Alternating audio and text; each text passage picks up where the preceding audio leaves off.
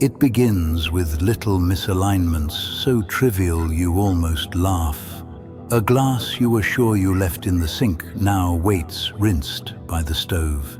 The hallway light you flicked off the night before hums faintly at 3 a.m., haloing the door in tired yellow. Your keys migrate from hook to table, from table to couch, as if your belongings have learned to wander in your sleep. You blame yourself.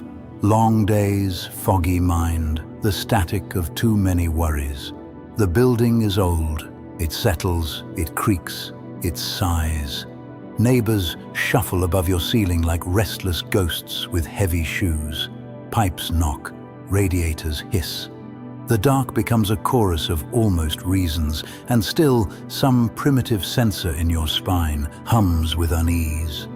A soft alarm no one else can hear. It is not the noises that frighten you most, but the feeling of being observed by something that does not blink. The apartment remembers. It catalogues your routines, the precise hour you crumble into bed, the way you hesitate before opening certain messages, the corners where your shoulders drop because the world cannot see you there. There is a gaze in the stillness, not from a person, but from a pattern. An invisible intelligence made of repetition, habit, data. Your phone glows when you are most tired, offering eerily tailored comforts. An ad for exactly the insecurity you've been too ashamed to name aloud. A video that echoes the private argument you had in your head while washing dishes. Suggestions arrive like whispers that know too much. You scroll, half lulled, half sick, as if your own reflection has begun sending you letters it should not have the language to write. Realistic horror is not haunted mirrors. It is realizing how thoroughly your life is mirrored elsewhere, mapped, traded, predicted. The apartment you call sanctuary is laced with listening. Tiny red dots, quiet lenses, devices that never truly sleep. You speak to a screen, and the walls take notes. You buy a nightlight, and some unseen ledger updates its portrait of your fear of the dark. One evening you catch yourself hesitating before crying.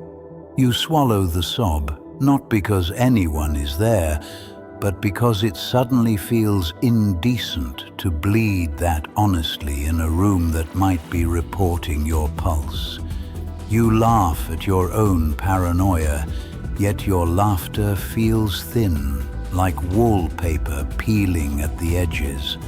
The sinister thing is how convenient it all remains. You are grateful when the music starts playing what you didn't know you needed. You are relieved when the map guesses your destination correctly again. You call it magic. Somewhere, something calls it accuracy. You offer it your loneliness in exchange for frictionless comfort, not noticing how each offering makes the door between you and the outside world just a little heavier to open. One night, unable to sleep, you turn every device face down, unplug what you can, sit on the floor in the shallow dark.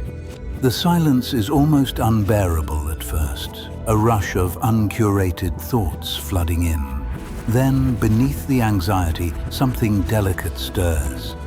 The unfamiliar sensation of not being watched, not being measured, not being fed to an invisible hunger for your habits. In that raw quiet, the apartment feels different, less like an eye, more like a shell.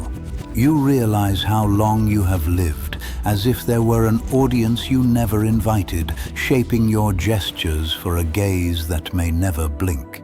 The horror is not that you were seen. It is how easily you learn to perform instead of exist. You may still plug everything back in tomorrow. You will still carry your bright, traceable device through streets lined with unseen listeners. But somewhere now, a small rebellion is rooted.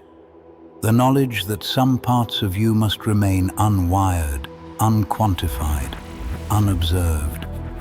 The scariest presence in the room was never a ghost. It was the version of you that had forgotten how to be alone without leaving a trail.